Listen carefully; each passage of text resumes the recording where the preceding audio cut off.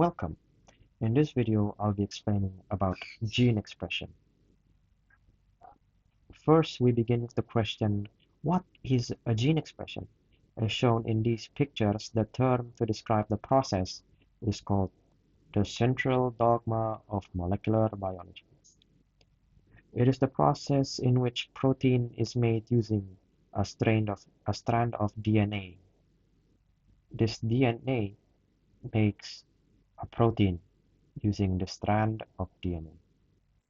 The first process is called transcription, in which DNA gets transcribed into messenger RNAs, which are like mailmen that deliver information in the form of instructions on how to build a protein. But this mail is encrypted and has to have another mailman decrypt it before sending it for protein building. And who are these decryptors, you ask? We begin with translation,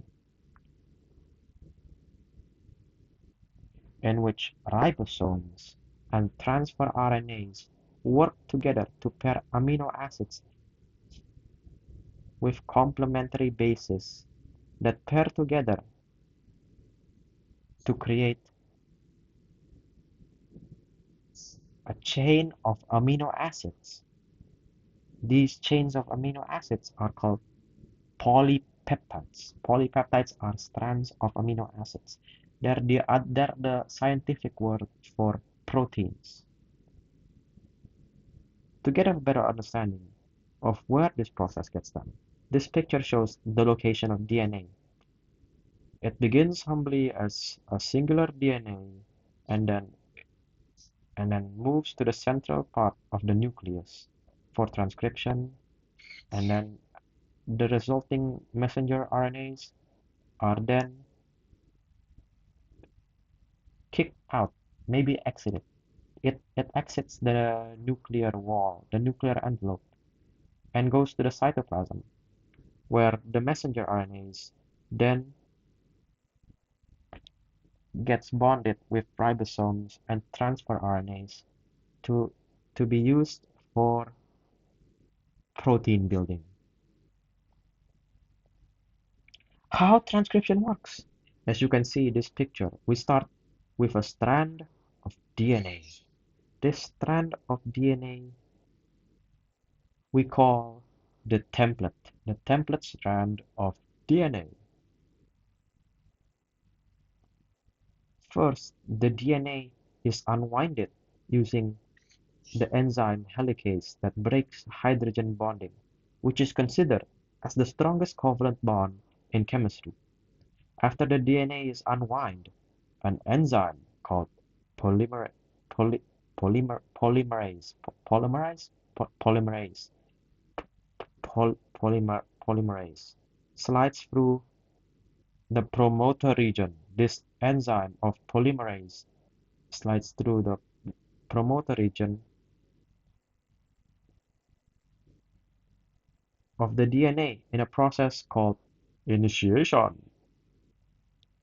This causes the DNA to open.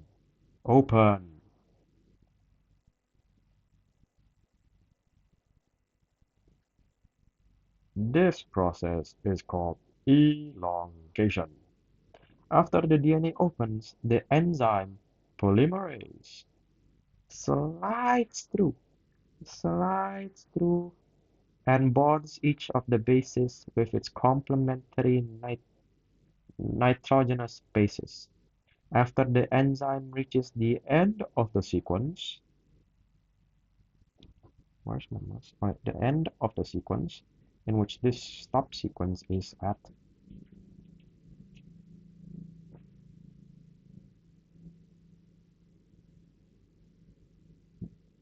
the the sequence of RNA and polymerase gets released.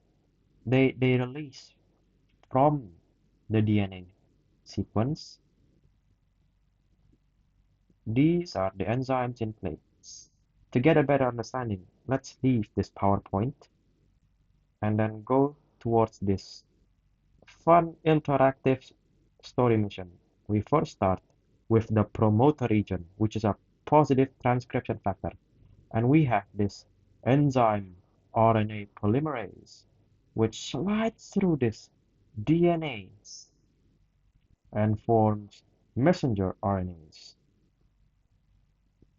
To get a better understanding of what a messenger RNA is, let's look at what even is a messenger RNA.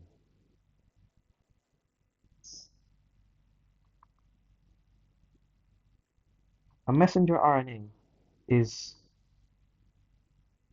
the transcript gained after you decode the antisense strand of DNA.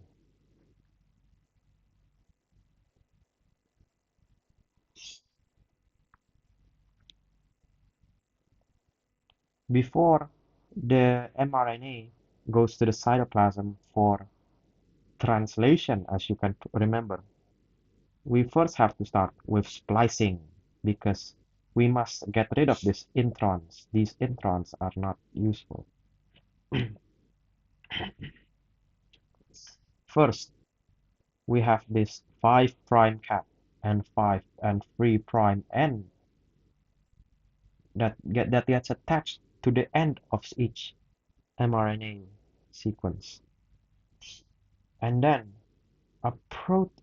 proteins called sRNPs or snRNPs bunch up together and form a knot. This causes a complex called a spliceosome. This spliceosome complex then removes the introns. Where's my mouse?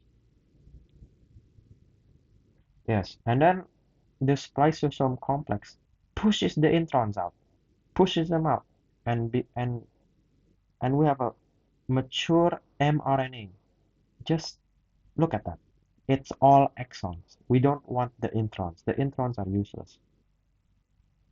So now we begin with translation of mRNAs.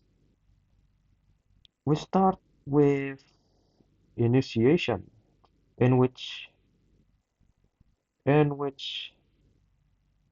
an initiator, no, wait, we have a small ribosomal unit first.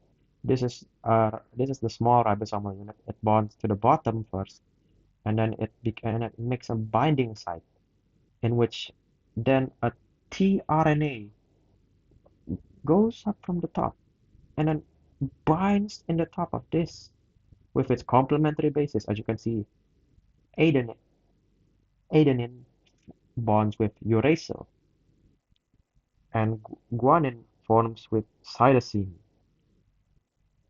After this happens, a, a phosphate is used, making a GTP to a GDP, and then a large ribosomal unit encapsulates this initiation phase, in which the E sites and the P site and the A site are distinct different sites. So now we turn to this picture, in which after this thing happens, extra tRNAs launches from here and then moves to here with their amino acids and then complementary bases. After that happens, they kick out this one because it's an uncharged tRNAs with no amino acids. There's no point in having this one because there's no amino acids. And so a polypeptide chain is formed. And after that, this is a start codon. And this is a start codon with the basis of A for adenine and uracil and then guanine. And then a stop codon is usually a uracil, an adenine, and a guanine. Once it reaches the stop codon, there's a release factor is launched from here, and then boom, it goes to the stop codon and kicks out all of those damn pesky transfer RNAs, in which the large ribosomal subunit and small ribosomal subunit with tRNAs gets ejected and recycled for future use. To better understand this, we must first go back here. As you can see, we have created this beautiful, majestic messenger RNAs. We attach a ribosome to it. Boom, look at that. It's a polypeptide. We have this protein type. Boom. This is how all of the proteins in your bodies are made. Majestic, indeed. So now we have another form of mRNAs. Look, we have three types of proteins. We need to collect them all. We gotta catch them all and make the father of biology proud. We got our second protein. This is actually a longer gene, so it requires two positive transcription factors to regulate and we can't just use one polymerase. It just doesn't work. It needs more positive transcription factor, which are like the enzymes and the helicase and all that things. It starts the process, and in the end, we've got this bigger protein. This bigger protein,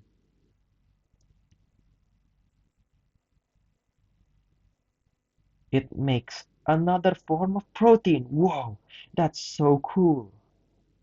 Look, we've got three proteins, and now our bodies have the essential proteins we need for cell multiplication.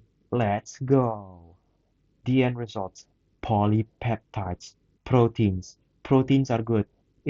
It helps in cell metabolism and body regeneration. Thank you for listening.